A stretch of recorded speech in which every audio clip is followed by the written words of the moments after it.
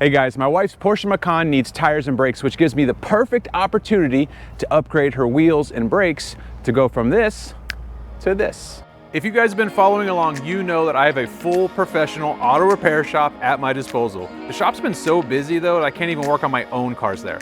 So I'm at home in the driveway working Chris Fix style until my garage renovation is finished. So here are the front two tires, and these are the back two tires. The front two tires, if you look at the tread, they've got like a chopping going on, and these are the wear bars here. There's a little bit of dry rotting going on here, but they are almost, when these wear bars are even with this tread pattern, then it's time for replacement. And we are so close to it, and not to mention just all the chunks of tire that's coming off the edges of this. So when this is all done, we'll make sure we get in alignment.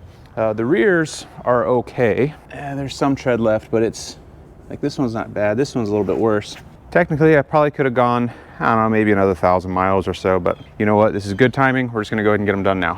When it comes to the brakes, the rears are actually really good. There's plenty of pad left here. All that pad life left. They look pretty good. The inside looks pretty good. You still got some time before the sensor starts hitting.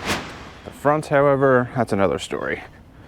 So these sensors right here, that's the sensor that you hear about all the time when they start rubbing into the brake rotor, which this one is. It's not quite worn all the way through yet, so we don't have a brake light on, but it is causing a squealing noise, and the pads are just a little bit thin there. So they are definitely needed. And the brake rotors, when it comes to European cars, German cars, I always replace the brake rotors. What happens if you don't is that, let's say I put brand new brake pads on this, and then I go drive it 6 months, maybe a year down the road, these brake rotors will end up warping, and then you get a vibration. You got to replace them anyways. So just replace them all in one shot, be done with it. Buy once, cry once, they say. But you could see if I shine my light, the lip, there's a little lip that's forming on the inside right here. And see if we can, it's kind of hard to see in the camera. Maybe we get a better angle. Anyway, the outside lip is kind of doing the same thing. Anyway, new brakes.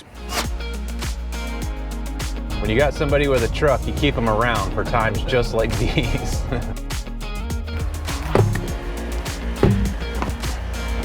Last one. I didn't want to disrupt the guys, so I got these tires dismounted as fast as I could. So all the weights, I got all the tires off of the wheels. Normally I could just take the wheels, tires, everything to the guy that's gonna powder coat them, and he would take them, no problem. But I tried to help him out, so I'm gonna pull all the wheel weights off, the tires, the sensors, give him just the wheel. That way if he's in a hurry, he knows that I'm trying to get him back pretty quickly. So hopefully he'll, you know, rush him for me a little bit. Try to make his job as easy as possible. Look at this one. So they did counter wheel weights. So there's a wheel weight here, and complete opposite of it over here is another wheel weight. That is just, that's counterproductive. That is not how you do that. Somebody messed up. This is a plastic scraping tool, so we can be careful, you know, make sure we don't scratch the wheel. We keep these at the shop. We keep, I don't know, a bunch of them over by the tire machine. Everything we have for the wheels at the shop is made out of plastic because we don't want to scratch wheels. We do a lot of high-end wheels. Sometimes there's a guy that brings all of his, he works on nothing but Ferraris at his shop. And so he brings us all of his customers' Ferrari wheels, and we mount and balance the tires for him. We're getting the wheels loaded up. We're gonna take it over to the local wheel doctor. I've been using this guy forever, before he had a shop, when he was working out of his garage. Let's do the check. Oh yeah, that ain't going nowhere. He's gonna powder coat the wheels gloss black. It's gonna take a few days. In the meantime, let's get back to the house and get these brakes pulled off. I'm using the scan tool to put the electronic parking brake into service position so I can remove the rear calipers. Okay, we're gonna go ahead and release the parking brake. Okay, so that motor just was winding all the way out to the end stop, and it's opening up that parking brake, so now we can service the brake pads. Something very interesting about this car, the front brakes are made by Brembo, but these rear brakes are made by TRW. But do you know what they have in common? They're both gray.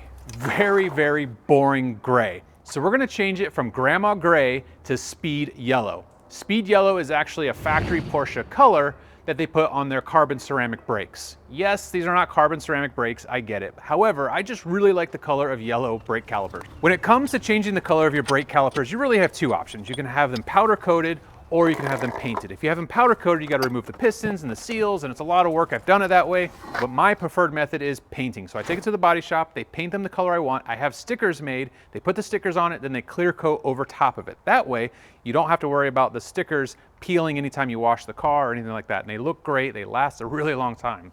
The guys at the body shop did a phenomenal job. I am just so happy with the results. They look amazing. I got the brakes all assembled and ready to go back on the car, but before we get into that, these front brake rotors are something very interesting about them. So even though they're not cross-drilled or slotted, they're still directional. So if you look at the left side, it's got an L and the right side has an R. That's because these brakes don't have traditional straight cooling vanes. These vanes are curved, designed to pump more air through the brakes, improving cooling efficiency. Okay guys, mechanic hack here. To keep the brake line from dripping all over the driveway, use a valve stem to cap the brake line. Just make sure you don't remove the Schrader valve. Genius. The front brakes are getting new pads, rotors, and sensors. I made the cardinal sin of making a promise that I necessarily couldn't keep to my wife, telling her that her car would be done in time for her birthday, assuming the body shop and the wheel doctor are able to stay on schedule. Well, her birthday is tomorrow. Thankfully, I just heard from the wheel doctor the wheels are ready to be picked up. Make sure we get all this done tonight so she'll have her car to drive tomorrow on her birthday. The original tire sensor valve stems are silver. I found these black ones on Amazon to replace them. This will be a much cleaner look. I'm reusing the original tire pressure sensors because they're only 2 years old. You can expect 7 to 10 years out of the sensors before they go bad. The valve stems have a little hole at the base and I counter hold it with a rod while I use an 11mm socket to tighten it down. Then I tighten the screw that holds the sensor onto the valve stem. All right guys, let's talk tires. So I've always been a huge fan of Michelin tires, so I decided to go with the Michelin Latitude Touring. Because this car is gonna get a lot of highway use, we travel a lot in this car, and it's gonna give us way more tread life than let's say a Pilot 4S or a Pilot Sport. This is the tire balancing machine. It tells me how much weight is needed and where to place it on the wheel to give us a smooth ride. We're back at the house and I only have an hour and a half before sunset. I still have a few things to wrap up, starting with bleeding the brakes. I top off the reservoir and then I fill the pressure bleeder with 2 quarts of brake fluid. Then I attach the pressure bleeder to the reservoir and then I pump it up. Starting with the right rear caliper furthest from the reservoir, I open the bleeder valve, allowing the pressure bleeder to push fluid into the system, forcing air out of the caliper. No bubbles, no troubles. The front calipers have 2 bleeding valves, an inside and an outside. I start with the inside bleeder valve and then I move to the outside. Next, I hook up my scan tool to reactivate the electronic parking brake and take them out of service position. Let's get the wheels on and see how it looks. They look amazing. I really like the color combination. What do you guys think? I think it turned out great. And I was able to keep my promise to my wife. She'll be able to drive her car tomorrow morning for her birthday. And do you know what she would really like for her birthday? Is if you guys subscribe to this channel and like this video. Shameless plug, I know. Thanks for watching.